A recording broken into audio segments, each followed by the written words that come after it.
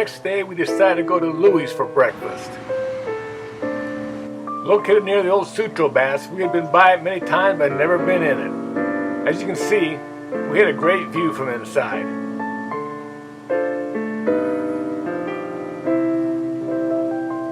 Here's a picture of Kim. Here's Marion and me. And here's a picture of our breakfast. Then it was off to see another set of mosaic steps, this one at Lincoln Park. The detail on these steps was amazing.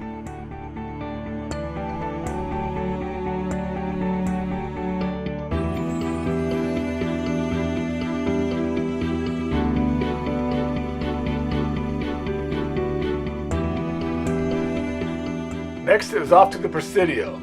We did some driving and walking around, and we finally was able to see a couple pieces of artwork by Andy Goldsworthy.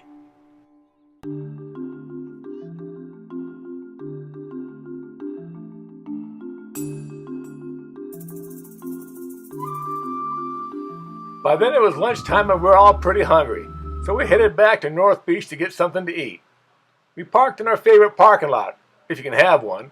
It's on the border of Chinatown. Every parking spot has its own Chinese fortune. Good thing we didn't park here.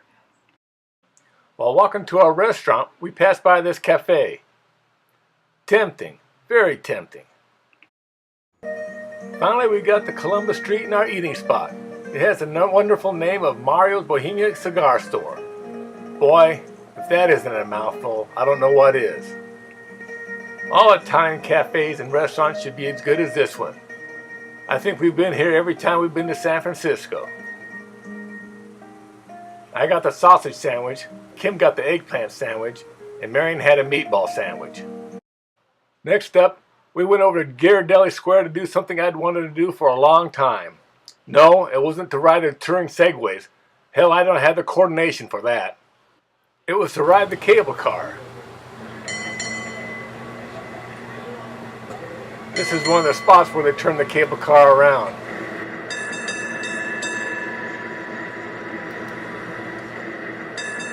As you can see, this is a popular attraction in San Francisco.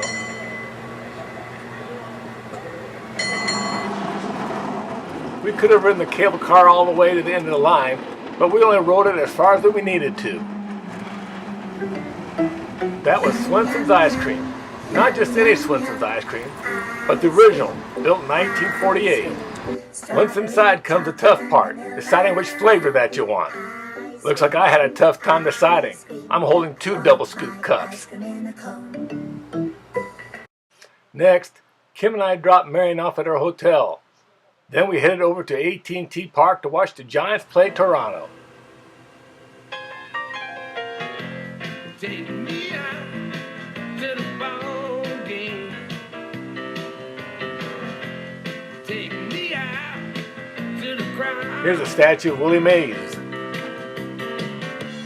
Here's a plaque honoring Willie McCovey. This is the gate we entered in. World Series trophies.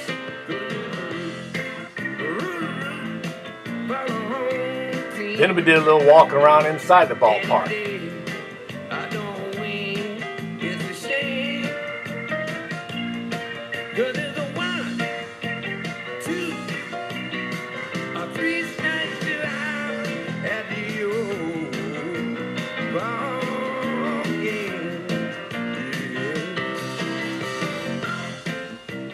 Lots of souvenir stands inside the ballpark, and more than a few restaurants.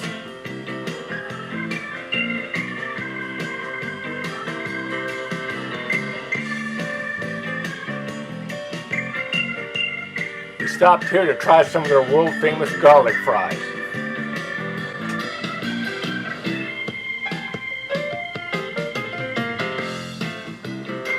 Here's a close-up of the fries. Those immense there in the corner, those weren't nearly enough.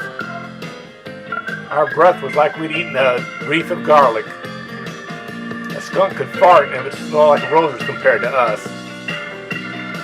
This is the view we had from our seats.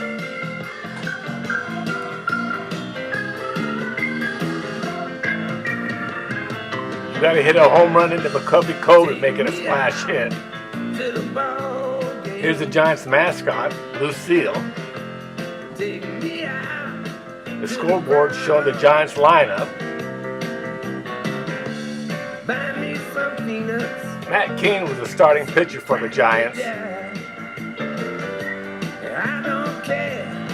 A couple of rabid fans. Joe Panic of the Giants batting. The infamous Kiss Cam.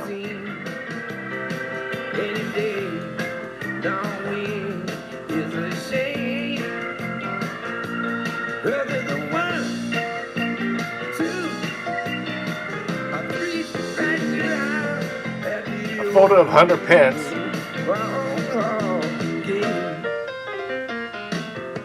The final score was the Blue Jays 4, San Francisco Giants 0.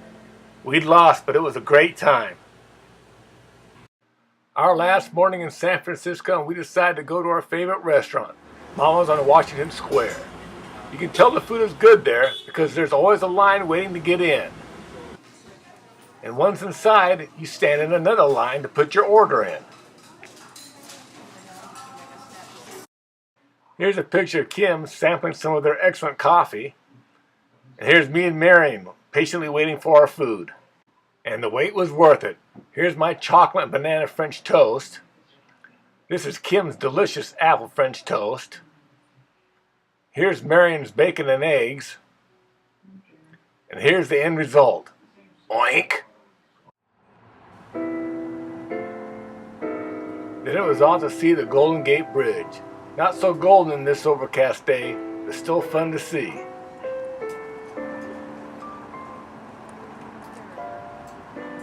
Here are a couple of tourists.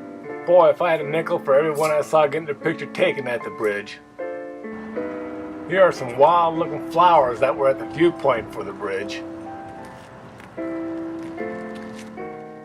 Speaking of wild,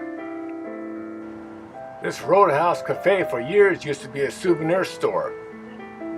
We decided to check it out. It was a little disappointing, not much to it, but the Ghirardelli hot cocoa was good. Next we drove down to Fort Point for a different view of the bridge.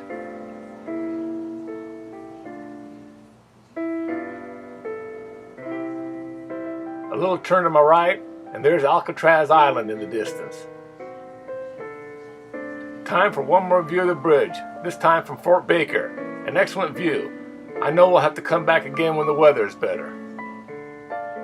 After that, Mary and I said goodbye to Kim and San Francisco and drove our way 231 miles down to San Luis Obispo. We stayed the night at the Motel 6 there.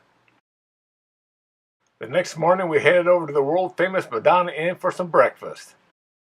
Note the pink-colored sugar.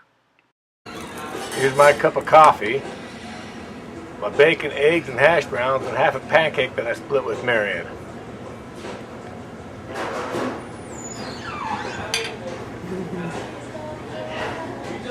Having breakfast at the Madonna Inn. Sure is good. After that, we got on the road and headed for home. Traffic was nice and we made some pretty good time. That is, until we got to the LA area.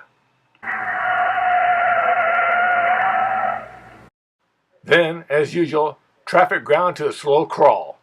It seems like it's rush hour all day on the LA freeway. That's it for our 2016 San Francisco trip. We're already making plans for next year.